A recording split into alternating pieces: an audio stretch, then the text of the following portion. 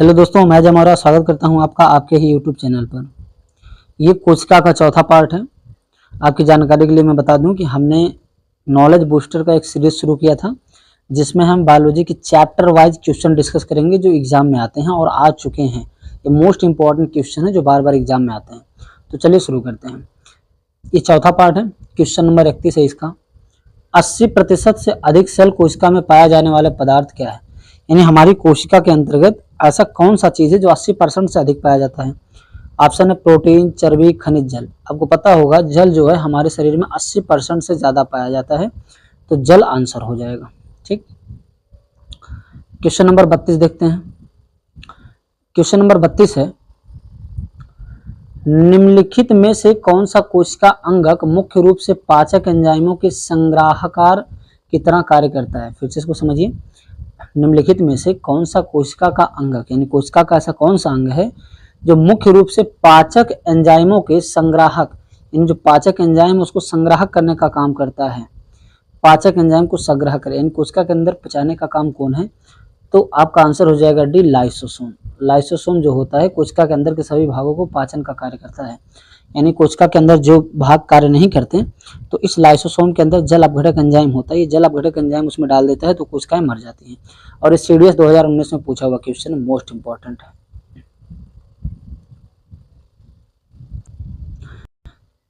Question number 33 की तरफ बढ़ते हैं। 33वां क्वेश्चन है, किसकी उपस्थिति के कारण किसी पादप कोशिका और पशु कोशिका में अंतर पाया जाता है? यानी जो पादप कोशिका है और पशु कोशिका है, जो प्लांट सेल और एनिमल सेल है, इन दोनों में ऐसा कौन सा चीज है जो दोनों में अंतर स्पष्ट करता है? हाँ, ये पादप कोशिका है, ये एनिमल सेल है। तो क्लोरोप्लास्ट कोशिका भित्ति, क्लोरोप्लास्ट दोनों पाया जाता है, कोशिका कला भी दोनों पाया जाता है, केंद्रक भी दोनों पाया जाता है। बीज कोशिका भित्ति केवल और केवल प्लांट में पाया जाता है, तो B is the right answer. कोशिका भित्ति हमारा आंसर हो जाएगा।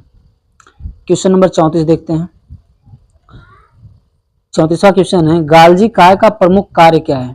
गाल्जी काय का प्रमुख कार्य, गाल्जी काय जो होता है वो परिवहन का, जल का परिवहन करता है, लाना ले जाना, ठीक है ना।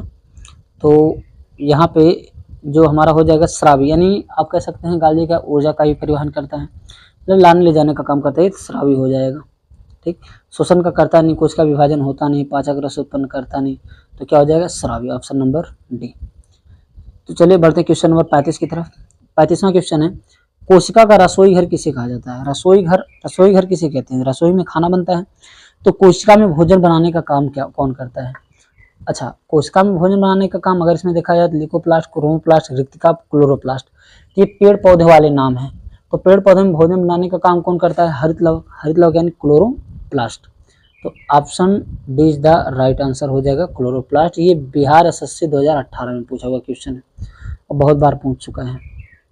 क्वेश्चन नंबर 36 देखिए, निम्नलिखित में कौन सा कार्य चिकने अंतःप्रद्रव्य जालिका द्वारा संपन्न होता है? देखिए, अंतःप्रद्रव्य जालिका होता है, ये दो प्रकार का होता है। एक खुरदुरा होता है क्योंकि इसमें डॉट डॉट छोटे छोटे राइबोसोम पाए जाते हैं जो प्रोटीन का निर्माण करता है। एक चिकना होता है और उसमें क्या पाया जाता है? वसा पाया जाता है, फैट। तो कह रहा है निम्नलिखित में से कौन सा कार्य चिकने अंतःप्रद्रव्य द्वारा नहीं होता?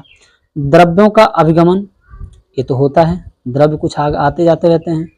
प्रोटीन का संश्लेषण, देखिए प्रोटीन राइबोसोम बनाता है, ना कि वसा वाला भाग, तो ये हमारा आंसर हो जाएगा। ये प्रोटीन का संश्लेषण चिकने वाले भाग द्वारा संपन्न नहीं होता है, तो B is the right answer. Question number 37 की तरफ चलते हैं। कौन सा अंगक प्रायः जंतु कोशिका में उपस्थित नहीं होता है? ऐसा कौन सा अंग है जो जंतु कोशिका में नहीं उपस्थित होता है?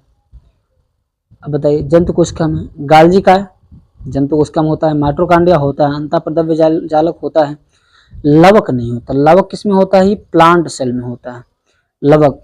क्लोरोप्लास्ट, ल्यूकोप्लास्ट, ये सब होता है ना, भोजन बनाने का काम करते हैं, तो ये लवक उसमें पाया जाता है।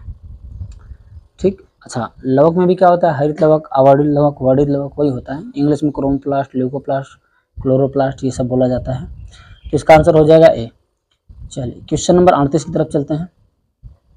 क्वेश्चन नंबर 38 है, लाइसोसोम यहाँ लाइसोसोम रहेगा, कार्य करते हैं, यानी लाइसोसोम का कार्य क्या है? तो लाइसोसोम जो होता है उसके अंदर जल अपघटक एंजाइम पाया जाता है, हाइड्रोलाइटिक एंजाइम उसको बोलते हैं। जल अपघटक एंजाइम कोशिका का जो भी कार्य नहीं करता, ये उस पर अपना एंजाइम डाल देता है और कोशिका मर जाती है, खत्म हो जाती है, तो कोशिका के अंगों को पचाने का कार्य करता है। तो इसके लिए ऑप्शन क्या हो जाएगा, पहला प्रोटीन का संश्लेषण, नहीं प्रोटीन का संश्लेषण नहीं करता। प्रोसेसिंग तथा पैकेजिंग, ये भी नहीं करता। वसा को इकट्ठा नहीं करता। अंतःकोशिकीय पाचन करता है। लाइसोसोम क्या करता है, अंतःकोशिकीय पाचन। सी इज द राइट आंसर। चलिए क्वेश्चन नंबर 39 की तरफ चलते हैं। क्वेश्चन नंबर 39 है, डीएनए के द्विहेलिक्स प्रारूप को पहली बार किसने प्रस्तावित किया था। द्विहेलिक्स समझते हो, डबल कुंडली बोलते हैं। ये जो डीएनए होता है हमारा कुछ इस प्रकार से होता है, इसमें ऐसे एडमिन, ग्वानिन, साइटोसिन, थाइमिन ये सब लगा होता है, एजीटीसी करके। तो ये जो सिंगल है ये सिंगल हेलिक्स कहलाता है, जो आरएनए होता है ऐसे। ये वाला जो है इसे हम कहते हैं डबल हेलिक्स, द्विकुंडली। तो इसको दिया था वाटसन और क्रिक्स ने। ए इज द राइट आंसर। तो डीएनए को डबल हेलिक्स यानी द्विकुंडली किसने बोला था, वाटसन और क्रिक्स ने। बढ़ते हैं क्वेश्चन नंबर 40 और लास्ट क्वेश्चन है हमारा, न्यूक्लियस की खोज सर्वप्रथम किसने की थी।